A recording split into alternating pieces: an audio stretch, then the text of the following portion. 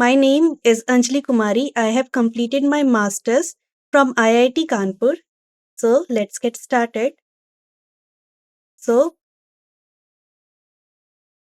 आज हम पढ़ेंगे अबाउट मैथमेटिकल मेथड्स एंड ये इसका होगा पार्ट 1. सो एक चीज़ मैं क्लियर करना चाहती हूँ, आज मैं मैथ्स नहीं पढ़ाऊंगी, मैं वो मेथड्स पढ़ाऊंगी मैथमेटिक्स के जो फिजिक्स में यूज आएंगे आगे के टॉपिक्स को समझने के लिए. एंड आज हम कवर करेंगे सबसे basic fraction addition, then unitary method क्या होता है, फिर हम समझेंगे कि स्केलर एंड वेक्टर क्वांटिटीज क्या होती है, उसके बाद हम रेट एंड ग्रेडियंट के बारे में जानेंगे, फिर हम क्वाड्रेटिक इक्वेशंस के बारे में जानेंगे और एंड करेंगे with trigonometry of class 11th. So start करते हैं विथ फ्रैक्शन एडिशन.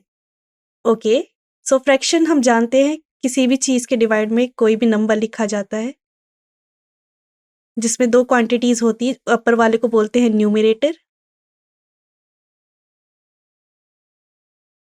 नीचे वाली नंबर को बोलते हैं डिनोमिनेटर.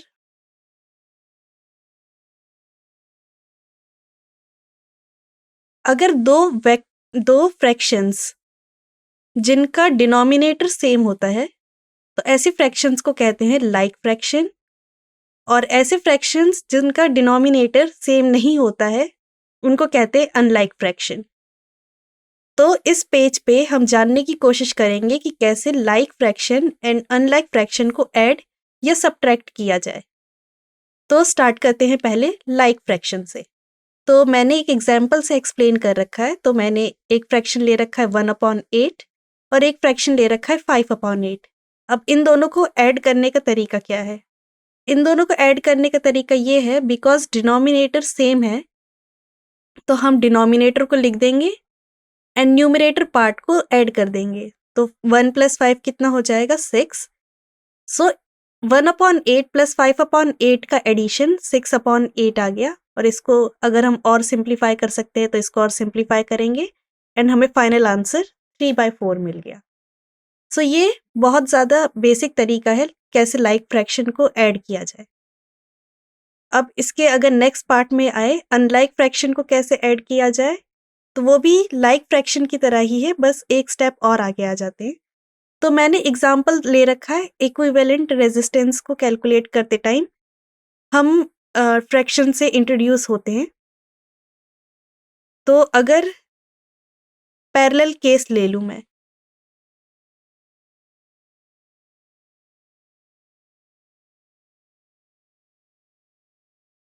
सो दो रेजिस्टेंस है जो किसी V वोल्ट की बैटरी से जुड़े हुए हैं और एक रेजिस्टेंस 3 ओम्स का है एंड दूसरा रेजिस्टेंस 4 ओम्स का है. एंड ये अगर पैरेलल कॉम्बिनेशन में जुड़े हुए हैं तो पैरेलल कॉम्बिनेशन का जो फॉर्मूला होता है इक्विवेलेंट रेजिस्टेंस का, 1/R इक्विवेलेंट इक्वल होता है 1/R1 + 1/R2 के. एंड हमें R इक्विवेलेंट कैलकुलेट करना है. तो वो कैसे कैलकुलेट किया जाएगा, इस क्वेश्चन से हम अनलाइक फ्रैक्शन को सॉल्व करने का तरीका सीखेंगे. तो R1 की वैल्यू है 3 ओम एंड R2 की वैल्यू है 4 ओम. तो हम यहाँ पर R1 एंड R2 की वैल्यू को रिप्लेस कर देंगे जैसा मैंने यहाँ पर कर रखा है. अब इस केस में डिनोमिनेटर सेम नहीं है तो इसको हम ऐड कैसे करेंगे? सो इसका क्या मेथड होता है? इसका मेथड ये होता है कि डिनोमिनेटर को सेम बना दिया जाए. डिनोमिनेटर को हम सेम कैसे बना सकते हैं? ऊपर एंड नीचे सेम नंबर से मल्टीप्लाई डिवाइड करते हुए. ओके, अब हमें जानना ये है कि कौन से नंबर से ऊपर नीचे मल्टीप्लाई डिवाइड किया जाए. तो उसका तरीका ये है कि सबसे छोटा नंबर कौन सा होगा जो 3 एंड 4 के टेबल पे आता है, एंड हम जानते हैं वो 12 है. तो 3 को 12 कैसे बनाया जाए? ऊपर नीचे 4 से डिवाइड एंड मल्टीप्लाई करके. ऊपर नीचे एक ही नंबर से मैं इसलिए मल्टीप्लाई डिवाइड कर रही हूँ बिकॉज इससे कोई इफेक्ट नहीं पड़ेगा, क्योंकि 4 कैंसिल होके 1 ही हो जाएगा. एंड 4 को कैसे 12 बनाया जाए? 3 से मल्टीप्लाई डिवाइड करके. तो हमारे पास क्या नंबर बन गए? 4/12 एंड 3/12. तो अब देख रहे हो आप कि डिनोमिनेटर फिर से सेम हो गया. एंड बिकॉज अब डिनोमिनेटर सेम हो गया तो इसको लाइक फ्रैक्शन की तरह ही सॉल्व किया जा सकता है। डिनोमिनेटर को लिख के देन न्यूमरेटर को ऐड करके, जो कि आ गया 7/12। ये इक्वल है 1/r इक्विवेलेंट के। तो 7/12 इक्वल है 1/r इक्विवेलेंट के। तो r इक्विवेलेंट की वैल्यू क्या होगी? r इक्विवेलेंट की वैल्यू होगी इसका रेसिप्रोकल। ओके, r इक्विवेलेंट को ऊपर ले जाएंगे हम एंड 1 को नीचे ले जाएंगे, एंड जैसा वर्क हम राइट हैंड साइड करेंगे वही सेम चीज हम लेफ्ट हैंड साइड करेंगे। तो सो इसका अगर हम रेसिप्रोकल कर रहे हैं तो 7/12 का भी हम क्या करेंगे? रेसिप्रोकल करेंगे। तो r इक्विवेलेंट की वैल्यू क्या हो जाएगी? 12/7। ये एक बेसिक एग्जाम्पल था कैसे अनलाइक फ्रैक्शन को सॉल्व किया जाए। ओके, बिकॉज ये बहुत ज़्यादा ही हम यूज़ करते हैं, इस पे हम इतना ध्यान भी नहीं देते हैं। सो फर्स्ट टॉपिक हमने कवर कर दिया, that is fraction addition. Okay, अब हम अपने नेक्स्ट टॉपिक पे आ जाते हैं, यूनिटरी मेथड। यूनिटरी मेथड एक ऐसा मेथड है जो हम अपनी डेली लाइफ में यूज़ करते हैं। मान लो आपको एक शॉप पे जाना है एंड आपको टॉफ़ीज़ खरीदनी है। तो शॉपकीपर ने बताया कि 100 toffees 10 rupees sorry 10 toffees 100 rupees की है, बट आपको 5 टॉफ़ीज़ खरीदनी है। तो आप कैलकुलेट कैसे करोगे कि इसका प्राइस कितना होगा? तो सबसे पहला स्टेप आप अपने ब्रेन में कैलकुलेट करोगे कि 1 टॉफ़ी का प्राइस कितना है। 1 टॉफ़ी का प्राइस है 10 रुपीज़। तो फिर 5 टॉफ़ी का प्राइस क्या होगा? 5 into 10 rupees which is 50 rupees. So हमने 5 टॉफ़ीज़ का प्राइस कैलकुलेट करने के लिए पहली चीज़ जो हमने करी वो थी 1 टॉफ़ी का प्राइस कैलकुलेट किया। तो कोई भी कैलकुलेशन करते टाइम जब 1 एक यूनिट का कितना अमाउंट होगा वो कैलकुलेट करते हैं, तो उसी को ही इंग्लिश में यूनिटरी मेथड कह देते हैं। ये हम अपनी डेली लाइफ में रोज़ाना यूज़ करते हैं इस टाइप की टेक्निक। ओके, यूनिटरी मेथड को मैंने एक्सप्लेन किया है एक एग्जांपल से, that a car runs 150 kilometres on 15 litre of fuel. Okay, तो हमें कैलकुलेट करना है कि कार कितने किलोमीटर्स चलेगी अगर उसके पास 10 लीटर ऑफ फ्यूल है। 150 किलोमीटर्स वो रन कर रही है 15 लीटर ऑफ फ्यूल में। तो पहली चीज हम क्या कैलकुलेट करेंगे कि 1 लीटर ऑफ फ्यूल में कितने किलोमीटर्स चल रही होगी। वो कितना हो जाएगा? 150 divide by 15 kilometres, that is 10 kilometre. So 1 litre में वो कार 10 किलोमीटर्स चल रही है।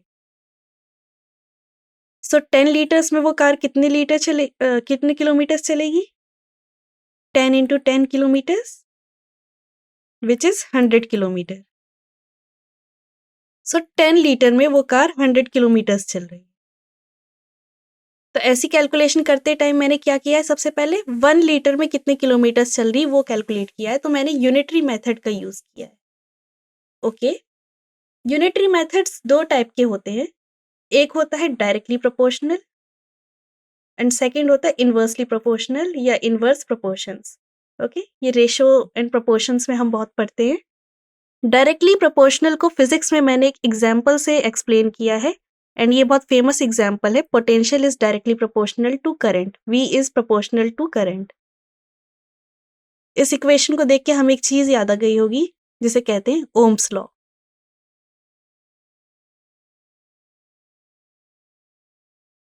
डायरेक्टली प्रोपोर्शनल का फिर इससे मतलब क्या होता है कि अगर कोई चीज इंक्रीज हो रही है, एक क्वांटिटी इंक्रीज हो रही है, उसके करस्पॉन्डिंग दूसरी क्वांटिटी इंक्रीज हो रही है, तो वो दोनों कैसे हैं? एक दूसरे के डायरेक्टली प्रोपोर्शनल है।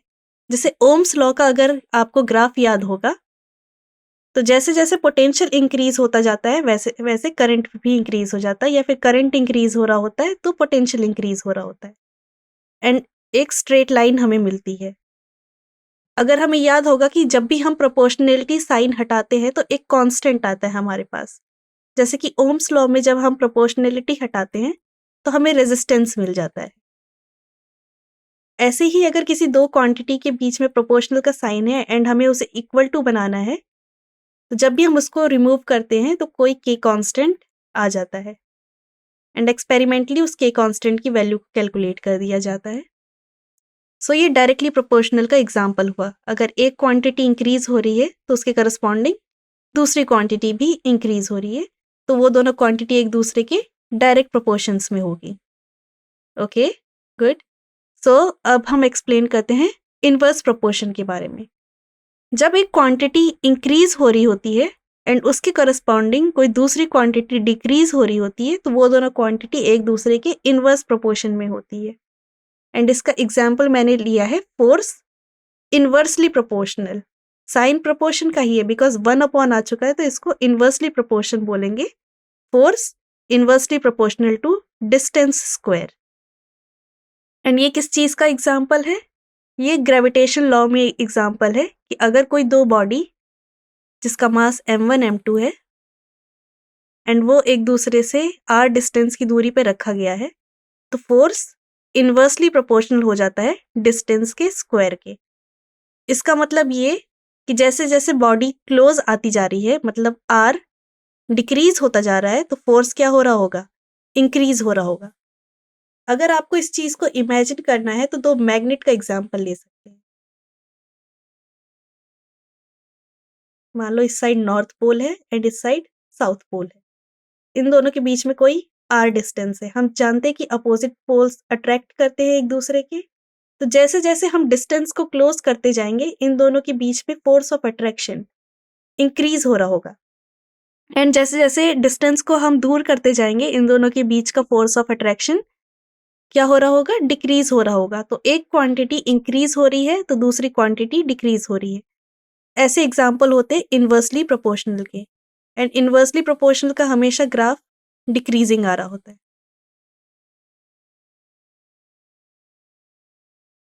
इस केस का ये ग्राफ होगा फोर्स एंड रेडियस के बीच का। So this is all about unitary methods. Okay, so हमारा नेक्स्ट टॉपिक है, हम क्वांटिटीज के बारे में जानेंगे। स्केलर एंड वेक्टर क्वांटिटीज क्या होती है। सो पहली चीज, क्वांटिटीज क्या होती है? कोई भी चीज जिसको हम मेजर कर सकते हैं उनको क्वांटिटीज कहते हैं। जैसे कि हम वेट को मेजर कर सकते हैं, हम लेंथ को मेजर कर सकते हैं, तो ये सब क्वांटिटीज आती हैं। एंड क्वांटिटीज फिजिक्स में दो टाइप की हो जाती है। एक होती है स्केलर क्वांटिटी एंड दूसरी होती है वेक्टर क्वांटिटी। अब स्केलर एंड वेक्टर क्वांटिटीज क्या है उसको हम जानते हैं। So first, scalar quantity. Okay, scalar quantities वो क्वांटिटीज होती है जिनके पास बस मैग्नीट्यूड होता है। अब मैग्नीट्यूड क्या होता है? एक ऑब्जेक्ट एज्यूम करो जिसका वेट 5 kg है। तो ये जो 5 मैंने लिखा है न्यूमेरिकल वैल्यू, इसको मैग्नीट्यूड बोलते हैं।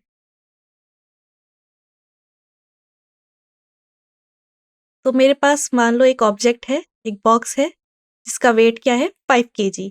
तो 5 क्या हुआ? मैग्नीट्यूड हुआ। और ये चीज, ये बॉक्स कैसी क्वांटिटी हो गई? एक स्केलर क्वांटिटी हो गई बिकॉज इसके पास सिर्फ क्या है? एक मैग्नीट्यूड है। तो स्केलर क्वांटिटी वो क्वांटिटीज जिसके पास मैग्नीट्यूड नहीं होता, मतलब मैग्नीट्यूड होता है बट कोई डायरेक्शन नहीं होती।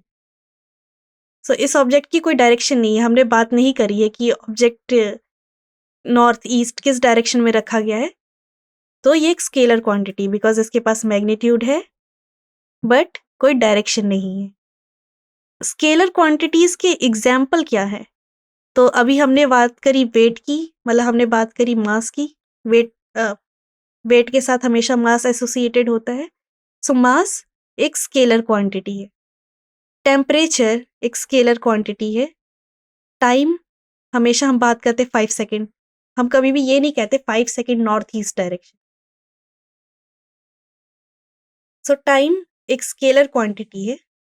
डिस्टेंस, ओके, डिस्टेंस एक स्केलर क्वांटिटी है। आगे हम एक क्वांटिटी के बारे में पढ़ेंगे, डिस्प्लेसमेंट। वो स्केलर क्वांटिटी नहीं होगी, उसको अभी हम जस्ट पढ़ेंगे। Okay, so distance is a scalar quantity. Speed scalar quantity होती है, एनर्जी भी स्केलर क्वांटिटी होती है, वॉल्यूम स्केलर क्वांटिटी होती है, एंड और भी एग्जांपल है स्केलर क्वांटिटीज के। ये जनरल एग्जांपल्स लिए हैं हमने कि स्केलर क्वांटिटीज के एग्जांपल क्या होते हैं। अब scalar quantity can be added, subtracted, multiplied and divide using arithmetic operations. मतलब अगर आपके पास एक ऑब्जेक्ट है जिसका वेट है 5 kg एंड दूसरा ऑब्जेक्ट है जिसका वेट है मान लो 11 kg एंड आपको टोटल वेट फाइंड करना है, तो आप क्या करोगे? सिंपली 5 + 11 kg करोगे, विच इज 16 kg। तो आपने सिंपली उसको ऐड कर दिया। ऐसे ही हम स्केलर क्वांटिटीज को simply subtract, multiply and divide कर सकते हैं अर्थमेटिक ऑपरेशंस का यूज करके। मतलब हमें कोई स्पेशल टेक्निक्स नहीं यूज करनी है, simply plus minus multiply divide कर देना है। ओके, स्केलर क्वांटिटी हमेशा रिप्रेजेंट करी जाती है एक सिंगल वैल्यू से और अकम्पनीड होती है बाय अ यूनिट। जैसे कि ये मैंने जो अपना पहला एग्जांपल लिया था 5 kg का, तो 5 एक सिंगल वैल्यू है, मैग्नीट्यूड है, और उसके साथ हमेशा एक यूनिट एसोसिएटेड होती है, जैसे यहाँ पर यूनिट एसोसिएटेड है kg। सो ये सब इंफॉर्मेशन थी अबाउट स्केलर क्वांटिटी। अब आगे फिजिक्स में हम जितने भी टॉपिक पढ़ेंगे, जैसे कि हम डिस्टेंस के बारे में पढ़ेंगे, तो हम सबसे पहले उसको डिफाइन करेंगे कि डिस्टेंस क्या होता है। फिर सेकंड चीज जो हम करेंगे वो डिफाइन करेंगे कि वो चीज स्केलर होती है या वेक्टर होती है। तो अब आगे से जितनी भी हम चीज़ों के बारे में पढ़ेंगे, उसमें जो सेकंड पॉइंट हम हमेशा डिस्कस करेंगे, वो ये डिस्कस करेंगे कि वो स्केलर क्वांटिटी होती है कि वेक्टर क्वांटिटी। ओके, तो ये सब स्केलर के बारे में था। अब हम नेक्स्ट टॉपिक पे बढ़ते हैं जो कि है वेक्टर क्वांटिटी। अब वेक्टर क्वांटिटीज क्या होती है?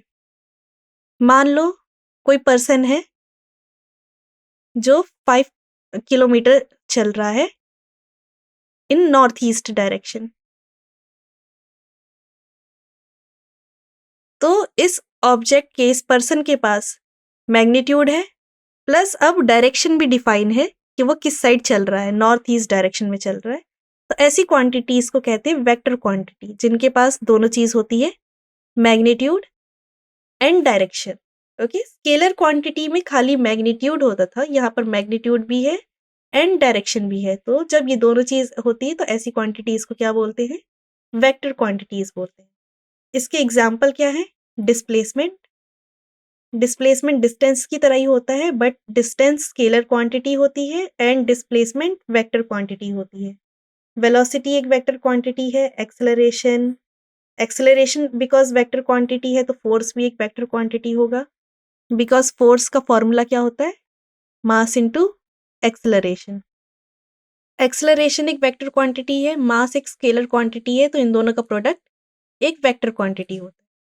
अब किसी क्वांटिटी को वेक्टर कैसे रिप्रेजेंट किया जाता है? अगर हमें इक्वेशन में लिखना है और हम ये इन्फॉर्मेशन भी चाहते हैं कि हम बताएं कि वो वेक्टर क्वांटिटी है, तो सिंपली उस क्वांटिटी के ऊपर ऐसे एरो के निशान लगा दिए जाते हैं, राइट हैंड साइड एरो के।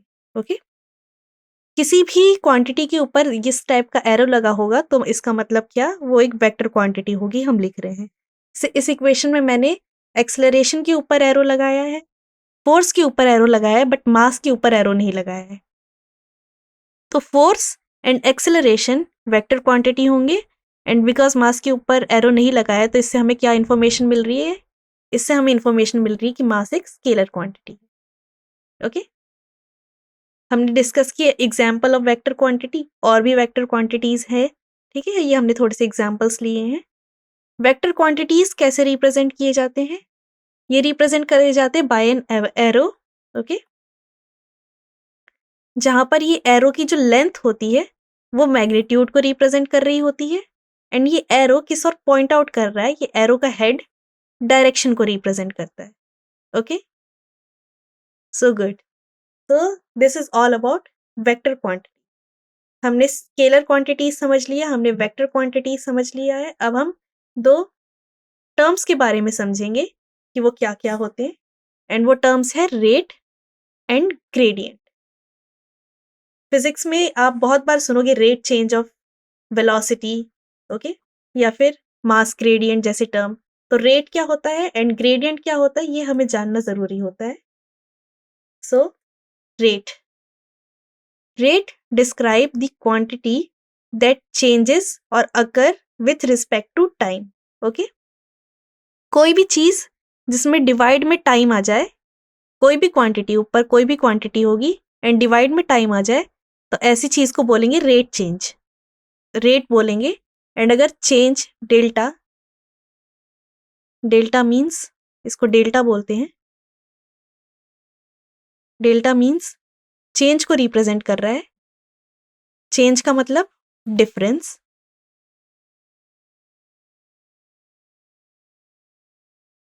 ओके, तो कभी भी अगर डिवाइड में डेल्टा टी आ जाए तो हम फिजिक्स में रेट चेंज का वर्ड यूज करेंगे। फॉर एग्जाम्पल दो टर्म्स होते हैं, एक होता है चेंज इन वेलोसिटी,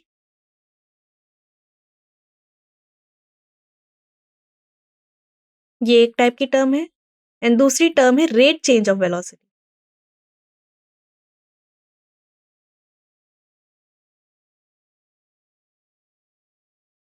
सो इन दोनों टर्म्स को समझो। चेंज इन वेलोसिटी सिंपली बता रहा है कि वेलोसिटी का difference v2 minus v1, but rate change of velocity v2 minus v1 नहीं है यहाँ पर, बिकॉज रेट वर्ड हमने यूज कर दिया, इसका मतलब v2 minus v1 divided by rate change. Okay, तो टाइम डिवाइड में आ जाएगा t2 माइनस t1। ओके, और हम जानते हैं rate change of velocity, velocity upon time acceleration होता है, तो ये एक्सेलरेशन को शो कर रहा है, बट ये बस वेलोसिटी को शो कर रहा है। एंड ये दो क्वांटिटीज कैसे बन गई, सिर्फ एक वर्ड के डिफरेंस से, रेट। सो रेट को हमें समझना जरूरी था, एंड रेट का मतलब अब हम समझ चुके हैं फिजिक्स में क्या होता है, रिप्रेजेंट अगर with respect to time. Okay, divide में जब भी टाइम आ जाए तो हम उसको रेट चेंज बोलेंगे उस क्वांटिटी। ओके, तो ये सब था अबाउट रेट। Now gradient. अब ग्रेडियंट क्या होता है? Gradient refers to a vector quantity that represent the rate change of physical quantity with respect to particular variable. Okay, अगर किसी एक क्वांटिटी को दूसरी क्वांटिटी से डिवाइड कर दिया जाए तो उसे उसका ग्रेडियंट कहा जाएगा। जैसे कि अगर मास को लेंथ से डिवाइड कर दिया जाए तो इसको मास ग्रेडियंट कहेंगे। फिजिक्स में ग्रेडियंट का मतलब जनरली डिवाइड बाय लेंथ होता है।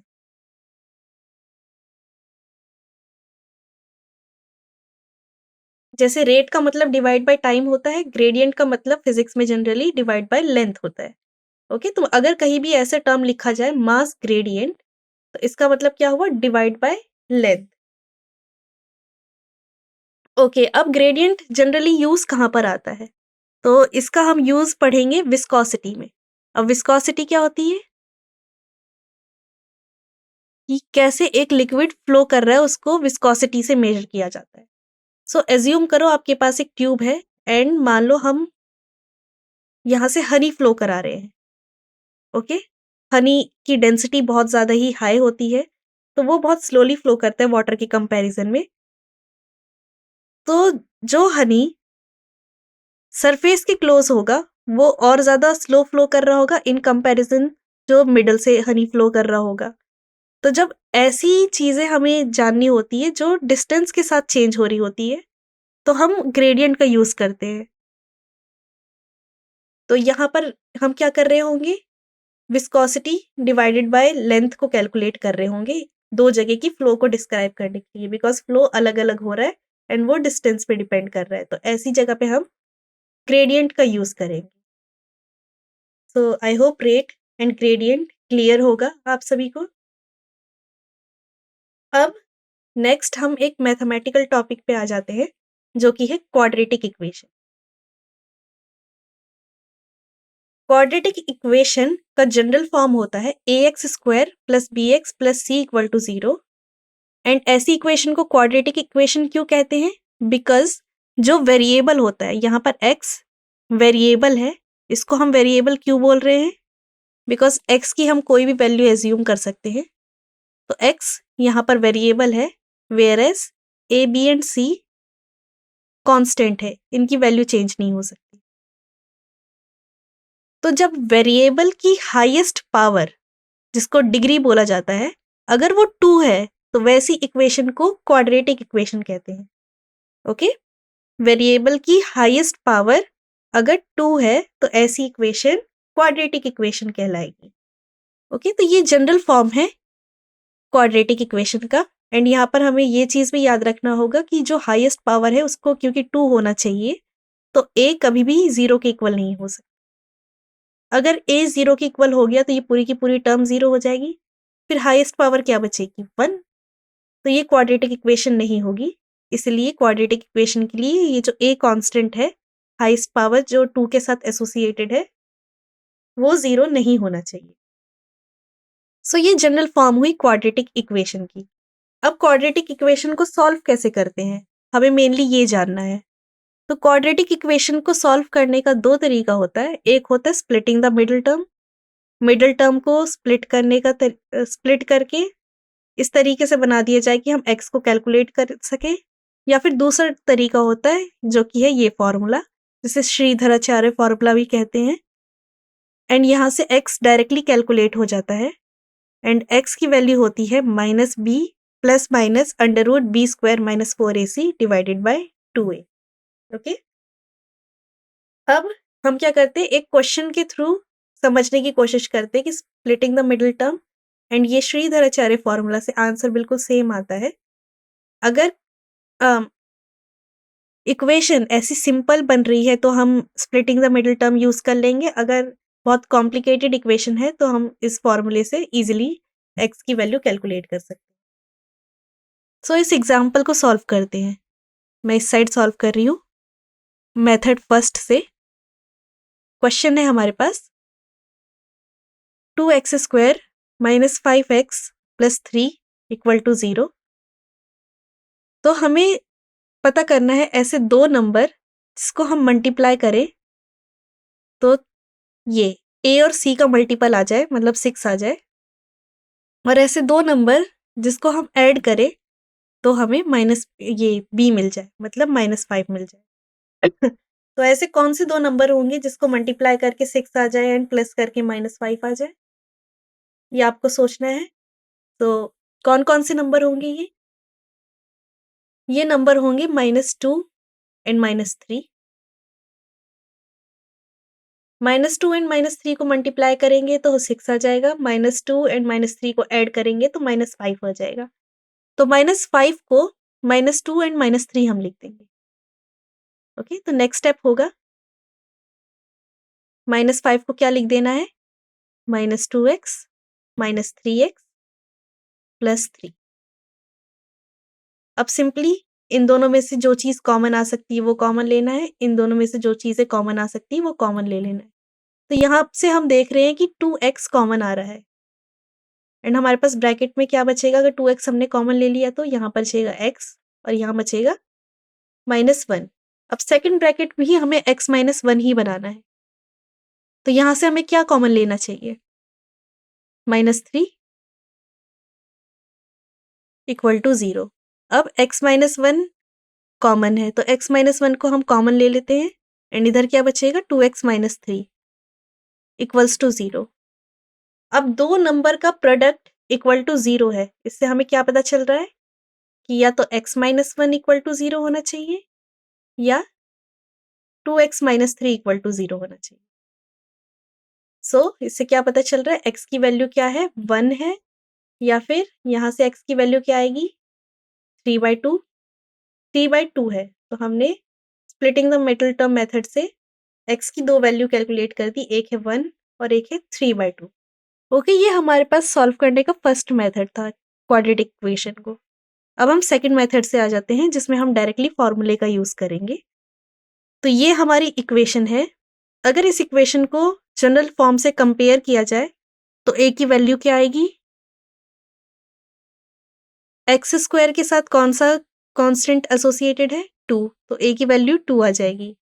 x के साथ कौन सा कांस्टेंट एसोसिएटेड है, 5 या -5, -5 बिकॉज इधर प्लस का साइन है। सो b की वैल्यू क्या होगी, -5 एंड c की वैल्यू क्या होगी, कंपेयर करो 3। तो हमें a b एंड c की वैल्यू मिल गई तो हम डायरेक्टली इस फॉर्मूले में डाल देते हैं। So x equals to minus of -5 plus minus, यहाँ प्लस माइनस क्यों है? बिकॉज इक्वेशन क्वाड्रेटिक है तो हमें 2 ही रूट्स मिलेंगे। जितनी पावर की इक्वेशन होती है उतने ही हमें रूट्स मिलते हैं। तो यहाँ पर प्लस माइनस इंडिकेट कर रहा है कि हमें 2 सॉल्यूशंस मिलेंगे। Plus minus under root -5 square -4, a क्या है हमारे पास 2 एंड सी क्या है हमारे पास 3 डिवाइडेड बाय 2a, मतलब 2 इंटू 2। इसको सॉल्व करेंगे 5 plus minus under root 25 minus 24 by 4 under root of 1 हो जाएगा जो कि 1 ही आता है।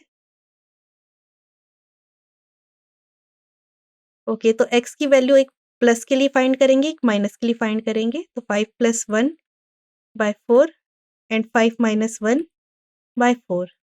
तो x की वैल्यू हमें क्या क्या मिल गई? 6 by 4 which is 3 by 2, 4 by 4 which is 1 by 2। तो यहाँ से भी x की वैल्यू 3 बाय 2 एंड 1 आ रही है, एंड यहाँ से भी x की वैल्यू 3 बाय 2 एंड 1 आ रही है। सो ये 2 मेथड्स हमने सीखे कैसे एक क्वाड्रेटिक इक्वेशन को सॉल्व किया जाए, एंड आप कोई सा भी तरीका अप्लाई कर सकते हैं इक्वेशन को देखते हुए कि वो कैसी फॉर्म बन रही है, कि आप उसको डायरेक्टली स्प्लिट कर सकते हैं या नहीं कर सकते हैं। अगर डायरेक्टली स्प्लिट कर सकते हैं तो मेथड 1, और अगर थोड़ा कॉम्प्लिकेटेड हो जा रहा है तो मेथड 2, या फिर मेथड 2, दोनों तरीके से यूज़ कर लीजिए। आप पे डिपेंड करता है कि आप किस में ज़्यादा कंफर्टेबल हैं। तो ये हमने सीखा है कैसे क्वाड्रेटिक इक्वेशंस को सॉल्व किया जाए। ओके, तो अब हम लास्ट टॉपिक के बारे में पढ़ेंगे which is trigonometry. Okay, so trigonometry में हमेशा एक ट्रायंगल एसोसिएटेड होता है, एंड कैसा ट्रायंगल एसोसिएटेड होता है? राइट एंगल ट्रायंगल एसोसिएटेड होता है।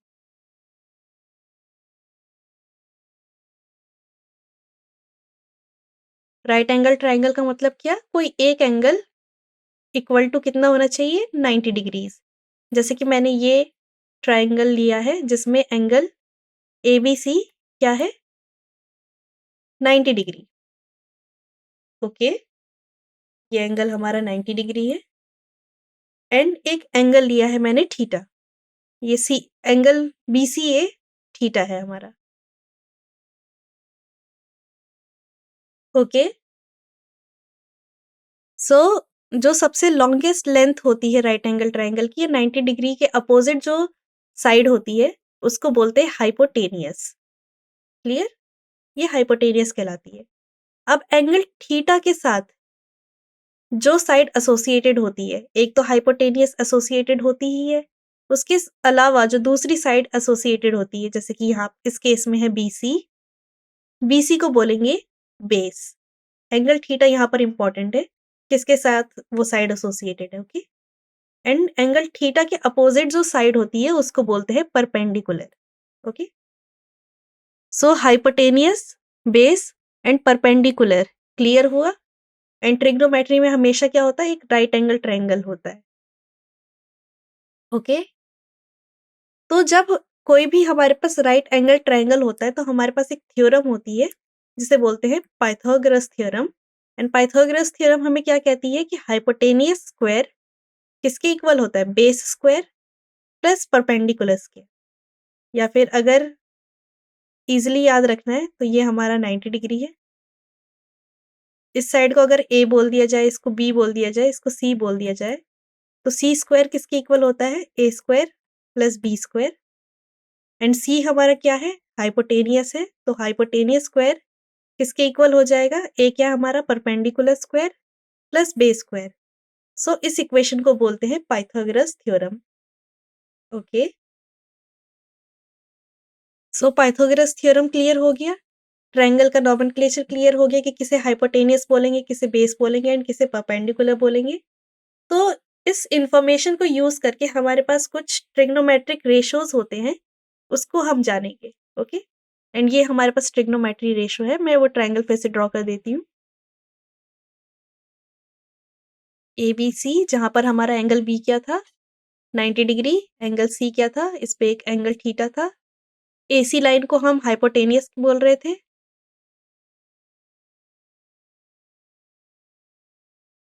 बीसी को हम क्या बोल रहे हैं? बीसी को हम बेस बोल रहे हैं क्योंकि इसके साथ थीटा एंगल अटैच है।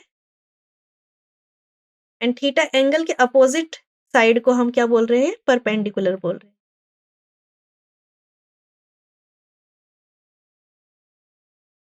ओके, तो साइन थीटा सिंपली रेशो होता है perpendicular upon hypotenuse. Cos theta ratio होता है base upon hypotenuse. And tan theta ratio होता है परपेंडिकुलर अपॉन बेस का। ओके, इसको याद रखना है। देन हमारे पास एक दूसरी क्वांटिटी होती है जिसे बोलते हैं कोसेक थीटा, जो कि साइन थीटा का अपोजिट होता है। कोसेक थीटा को कभी कभी शॉर्ट में सी भी लिख देते हैं। ओके, तो साइन थीटा का रेसिप्रोकल कोसेक थीटा होता है जिसे CSC थीटा भी लिख देते हैं। कॉस थीटा का रेसिप्रोकल सेक थीटा होता है। एंड टेन थीटा का रेसिप्रोकल कॉट थीटा होता है। ओके, अगर sine theta perpendicular upon hypotenuse है तो कोसेक थीटा क्या हो जाएगा? यहां से कंपेयर करो, साइन थीटा अगर परपेंडिकुलर अपॉन हाइपोटेनियस है तो cosec theta hypotenuse upon perpendicular हो जाएगा। H अपॉन P लिख रही हूं मैं। ओके, सिमिलरली अगर cos theta base upon hypotenuse है तो सेक थीटा किसके इक्वल हो जाएगा? सेक थीटा इक्वल हो जाएगा हाइपोटेनियस अपॉन बेस के। एंड टेन थीटा किसके इक्वल हो जाएगा? सॉरी, कॉट थीटा किसके इक्वल हो जाएगा? अगर tan theta perpendicular upon base है तो कॉट थीटा इक्वल हो जाएगा बेस अपॉन परपेंडिकुलर। तो अगर कोई टेबल ड्रॉ की जाए,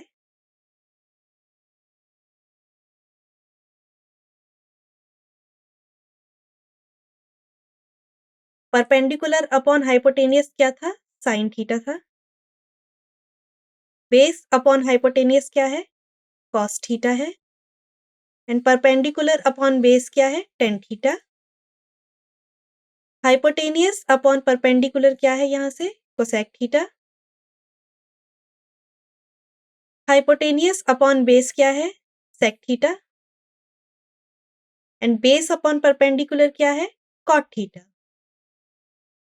क्योंकि ये ट्रिग्नोमेट्रिक रेशोज हैं जो हमें याद रखने हैं और ये सब राइट एंगल ट्रायंगल के साथ एसोसिएटेड है।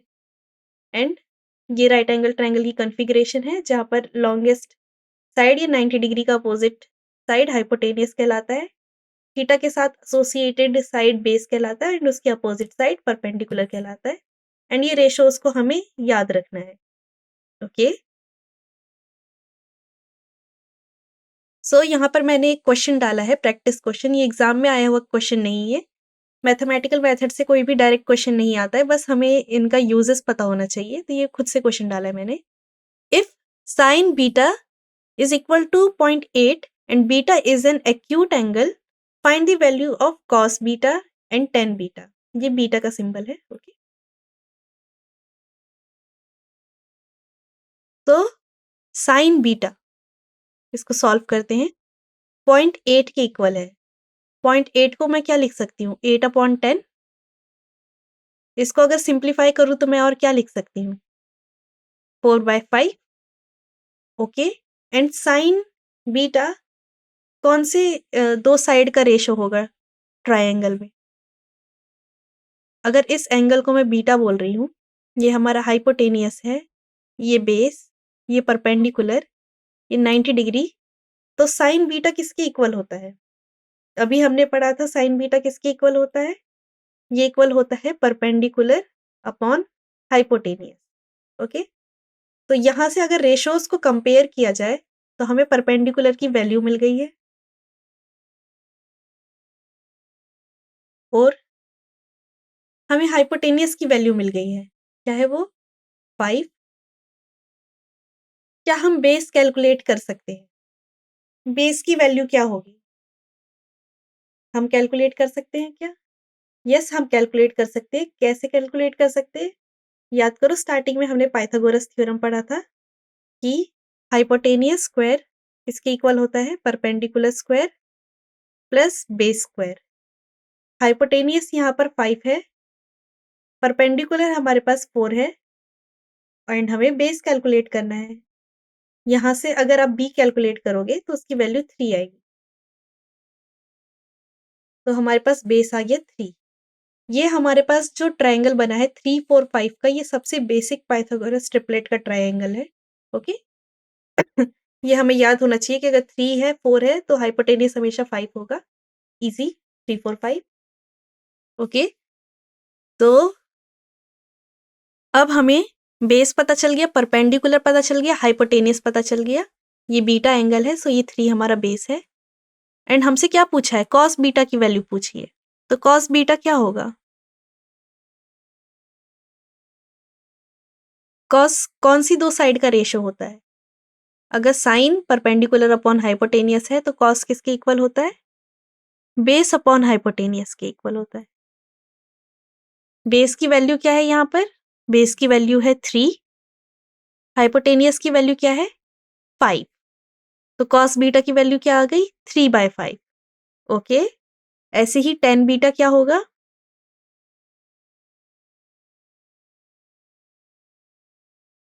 अभी हमने पढ़ा था 10 का क्या रेशो होता है? 10 होता है perpendicular upon base. So triangle से आप परपेंडिकुलर की वैल्यू डाल सकते हैं, बेस की वैल्यू डाल सकते हैं एंड 10 बीटा की वैल्यू कैलकुलेट कर सकते हैं। तो ये आप कैलकुलेट कर लेना। मेथड आपको क्लियर हो चुका होगा कि कैसे अगर एक ट्रिग्नोमेट्रिक रेशो दे रखा है तो बाकी सब फाइंड किया जा सकता है इजीली। साइन दे रखा है cos, tan, cosec, sec and cot, आप सब फाइंड कर सकते हो बिकॉज अब हमारे पास ट्रायंगल के सारे रेशोज मिल चुके, सारी साइड मिल चुकी है। ओके। सो ये एक बहुत ही सिंपल प्रैक्टिस क्वेश्चन मैंने डाला है। आगे चलते हैं। अब ट्रिग्नोमेट्री में साइन थीटा है हमारे पास। ओके। एंड थीटा एंगल होता है। अब हम डिफरेंट डिफरेंट एंगल के लिए sine theta, cos theta, tan theta and दूसरे ट्रिग्नोमेट्रिक रेशो की वैल्यू फाइंड कैलकुलेट कर सकते हैं। तो यहाँ पर वो वैल्यूज लिखी है। तो सबसे पहले पाई क्या होता है? किसी एक पॉइंट के चारों ओर पूरा एंगल कितना होता है? 360 डिग्रीज होता है। ओके। आप अपनी डी का यूज करते हैं, ऐसा स्केल होता है। यहाँ पर ये पूरा एंगल कितना होता है? 180 डिग्रीज होता है। दूसरा डी अगर उसके साथ अटैच कर दो तो 180 प्लस 180 360 डिग्री बन जाता है। सो एक सर्कल या एक पॉइंट के चारों तरफ जो टोटल एंगल होता है वो होता है 360 डिग्री। एंड 360 डिग्री को 2 पाई लिखते हैं। ओके। सो पाई का मतलब क्या हो गया? 180 डिग्रीज। तो अब हमने समझ ली पाई क्या होता है। ओके। अब साइन 0 डिग्री पे, साइन 0 डिग्री पे साइन 0 की वैल्यू आती है 0। साइन पाई/6 कितना हो जाएगा? अगर पाई 180 होता है तो पाई/6 हो जाएगा 30 डिग्री। तो साइन 30 डिग्री 1/2 होता है। पाई/4 क्या हो जाएगा? 45 डिग्री। वेल मैं डिग्रीज में बता रही हूँ बट अब हम सारी की सारी वैल्यूज पाई में यूज किया करेंगे। ओके। तो ये हमें याद हो जाना चाहिए कि पाई/6 को 30 डिग्री बोलते हैं। ओके। वरना आप ब्रेन में ही कैलकुलेट कर लेना कि पाई 180 होता है तो पाई/6 कितना होगा। पाई/4 45 डिग्री, पाई/3 60 डिग्रीज, पाई/2 90, पाई कितना हो गया? 180, 3 पाई/2 270 डिग्री एंड 2 पाई कितना है हमारा? 360 degree. Okay. Sine and cos की वैल्यू अगर आपको याद होगी तो आप बाकी सारे ट्रिग्नोमेट्रिक रेशियोज इजीली कैलकुलेट कर सकते हैं। ओके। तो साइन 0 0 होता है। साइन 30 डिग्री या साइन पाई/6 1/2, साइन 45 डिग्री या पाई/4 1/√2। ओके। ऐसे ही चलता जाता है। ओके। 180 डिग्री एंड 360 डिग्री, ये याद रखने की कोशिश करना। एंड सबसे इम्पॉर्टेंट जो इन सारी वैल्यूज में है, जो हमेशा बिल्कुल ही हमें याद रहनी चाहिए, वो होता है कॉस 180 डिग्री, जो कि आता है -1। कॉस 180 का कहाँ यूज होता है? तो फॉर एग्जाम्पल मान लो 2 वेक्टर है, अभी बस समझ लो इसको, आगे जब वेक्टर्स पढ़ेंगे तब इसको और डिटेल में जानेंगे। 2 वेक्टर है जो एक दूसरे की अपोजिट डायरेक्शन में चल रहे हैं। इनके बीच में एंगल कितना बन जाएगा? 180 डिग्री। एंड वहाँ पर कहीं न कहीं फ़ॉर्मूले में कॉस आता है, तो सो कॉस पाई -1 होता है। ये हमें याद होना चाहिए, इस नंबर को हमें नहीं भूलना है। ओके, तो ये ट्रिग्नोमेट्रिक रेशियोज़ है जिसको आपको याद रखने की कोशिश करनी है। अगर हम इसका ग्राफ बनाने की कोशिश करें, फॉर एग्ज़ाम्पल मान लो साइन थीटा का ग्राफ बनाना है। ओके, तो इस साइड हम एंगल ले लेते हैं थीटा और इस साइड साइन थीटा की वैल्यू ले लेते हैं। तो सबसे ज़्यादा मैक्सिमम वैल्यू कहाँ कौन-सी जा रही है साइन की? मैक्सिमम वैल्यू जा रही है साइन की 1 एंड मिनिमम वैल्यू सबसे छोटी वैल्यू साइन की कौन-सी जा रही है इस टेबल से देखा जाए तो? वो जा रही है -1। ओके, साइन 0 पे 0 हो रहा है, पाई/6 1/2, 45 डिग्री पे 1/√2। तो साइन कैसे इंक्रीज़ हो रहा है? साइन ऐसे इंक्रीज़ हो रहा है एंड फिर साइन पाई पे कितना हो जा रहा है? 0 डिग्री। मैक्सिमम कहाँ पर जा रहा है? पाई/2 पे जा रहा है। सॉरी, ये पाई होना चाहिए। एंड फिर डिक्रीज़ हो जा रहा है एंड देन 2 पाई पे फिर से 0 पे आ जा रहा है। तो इस टाइप के ग्राफ को साइनसॉइडल ग्राफ बोलते हैं, जो बहुत ज़्यादा ही यूज़ में आने वाला है। सो साइन का ग्राफ हमें पता होना चाहिए एंड वो ग्राफ आप ईज़िली इन वैल्यूज़ को अगर पता होगा, तो आप याद कर लो, मतलब ईज़िली ड्रॉ कर पाओगे। वरना आपको पता होना चाहिए कि साइन 0 पे 0 हो रहा है, साइन पाई पे 0 हो रहा है एंड साइन 2 पाई पे। मतलब साइन n पाइज़, ठीक है? पाई की किसी भी मल्टीपल पे साइन की वैल्यू क्या आ रही है? 0 आ रही है। ओके? एंड साइन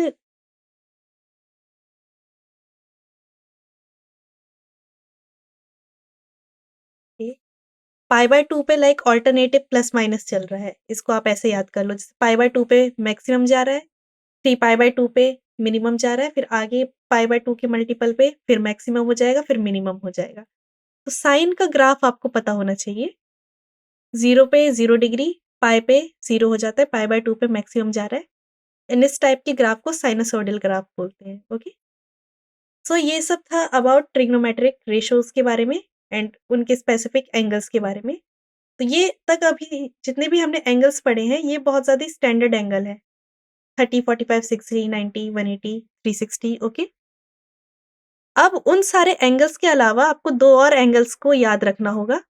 एक है 37 डिग्री और एक है 53 डिग्री।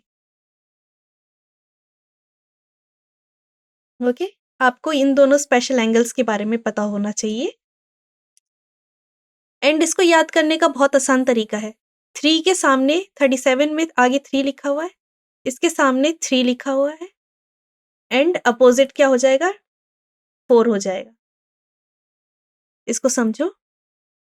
सिंपली हमारे पास एक सबसे बेसिक पाइथागोरस ट्रायंगल है 3, 4, 5 का।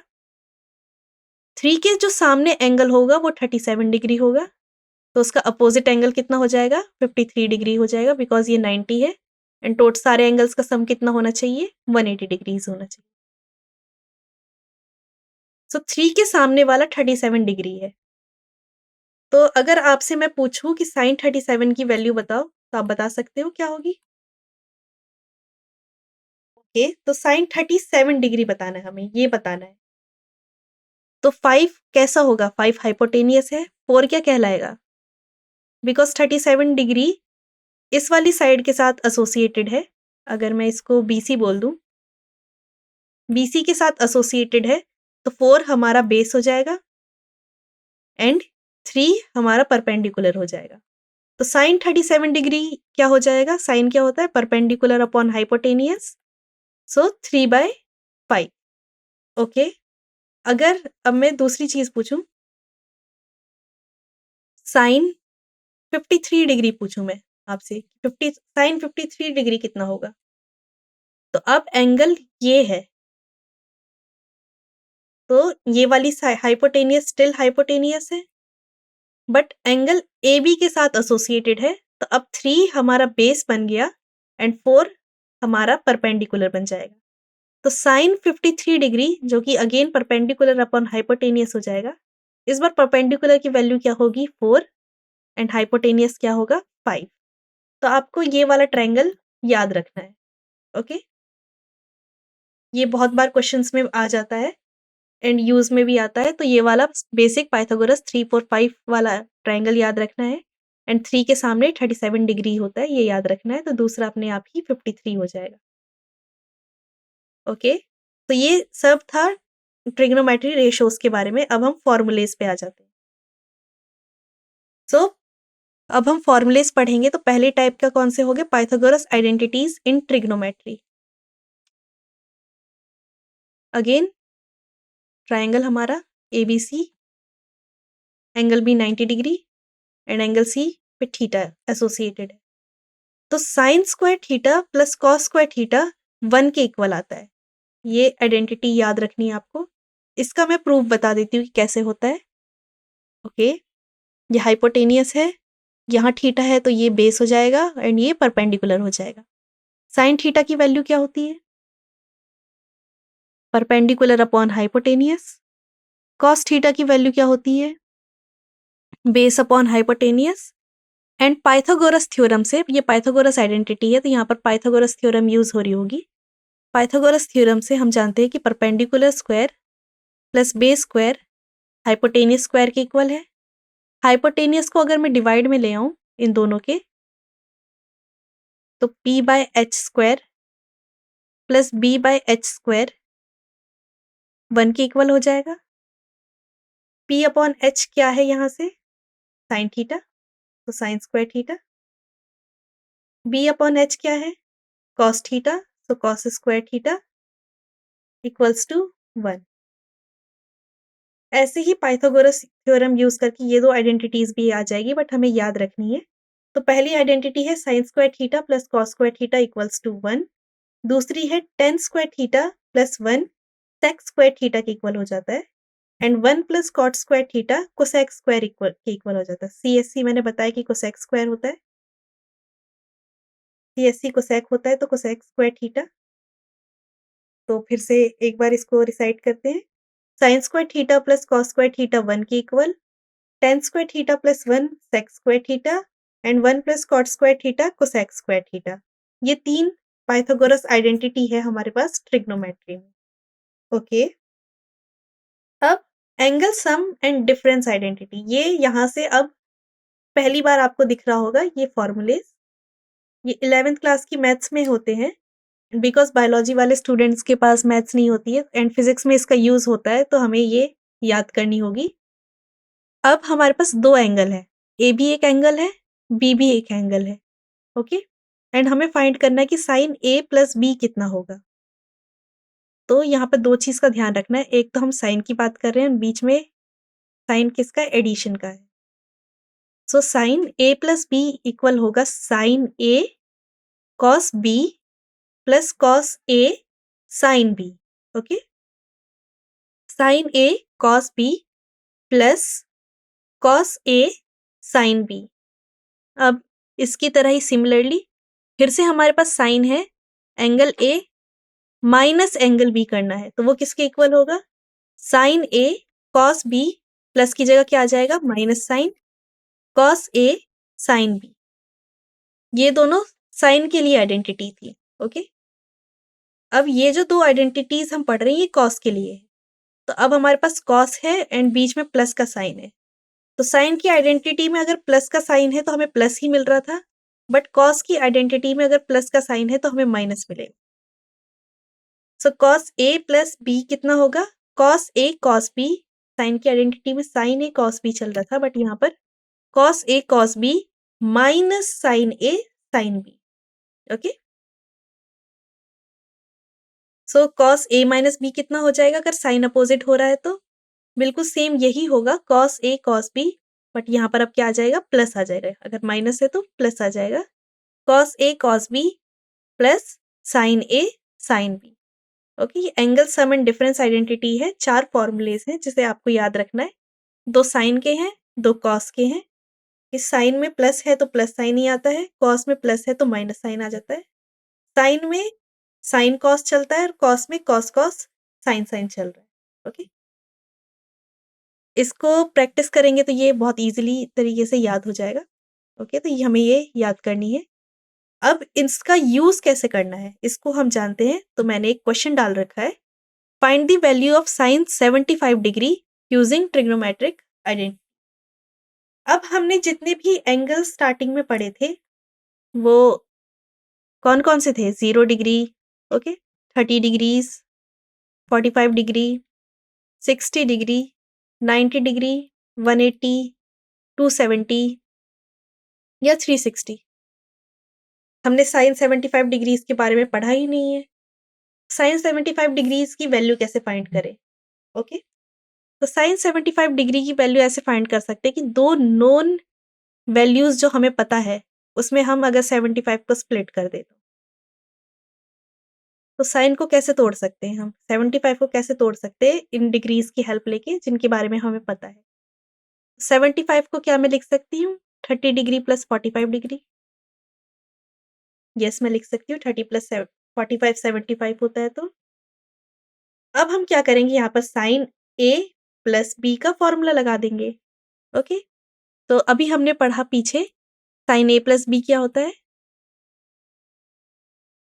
साइन ए प्लस बी होता है sine A cos B, plus है तो प्लस ही रहेगा, plus cos A sine B. So sine 30 degree plus 45 degree क्या हो जाएगा? Sine 30 degree cos 45 degree plus cos 30 degree sine 45 degree. Okay, अब हमें वैल्यूज याद होनी चाहिए। इसको अगर फर्दर सॉल्व करना है तो साइन 30 डिग्री की वैल्यू क्या होती है? 1/2। कॉस 45 डिग्री की वैल्यू क्या होती है? 1/√2। कॉस 30 डिग्री की वैल्यू क्या होती है? √3/2। एंड साइन 45 डिग्री की वैल्यू क्या होती है? 1/√2। सो हमें फाइनल आंसर क्या मिल गया? 1 plus √3 divided by 2√2। Like fraction है जिसके बारे में हमने स्टार्टिंग में पढ़ा था। तो सिंपली क्या हो जाएगा, न्यूमरेटर ऐड हो जाएगा, डिनोमिनेटर ऐसे लिख देंगे। तो अगर इस टाइप की प्रॉब्लम्स आई तो हम क्या कर सकते हैं, साइन एंगल सम प्रॉपर्टी लगा सकते हैं। ओके, तो ये एक प्रैक्टिस क्वेश्चन था कि कैसे उन फॉर्मूलेस को यूज कर सकें। ओके, अब आगे चलते हैं हम। अब हम पढ़ेंगे डबल एंगल फॉर्मूलाज इन ट्रिग्नोमेट्री। कैसे जब हमारे पास 2 थीटास वाले एंगल हो तो उसको कैसे कौन कौन से फॉर्मूले जिसे थीटा में कन्वर्ट किया जा सकता है, एंड इनका बहुत यूज आने वाला है प्रोजेक्टाइल में जब हम पढ़ेंगे तब। तो साइन 2 थीटा क्या होता है? 2 sine theta cos theta. Drive नहीं कर रही हूं मैं, हमें इसे मेमोराइज करना है। ओके, तो साइन 2 थीटा किसके इक्वल होता है? 2 साइन थीटा कॉस थीटा।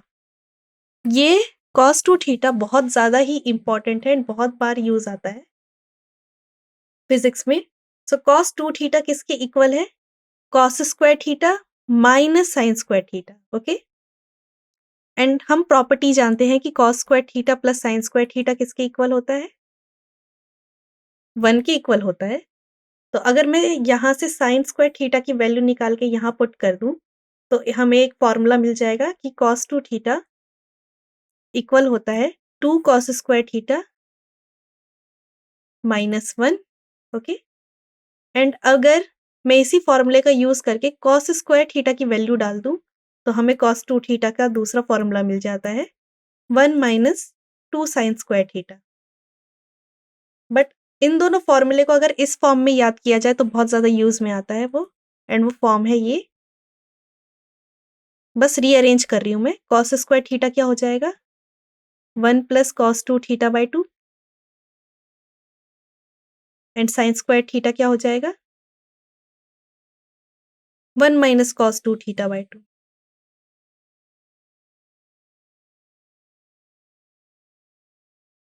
तो ये बहुत ज़्यादा ही इम्पोर्टेंट फ़ॉर्मूलेज़ हैं जो हमें याद रखने हैं।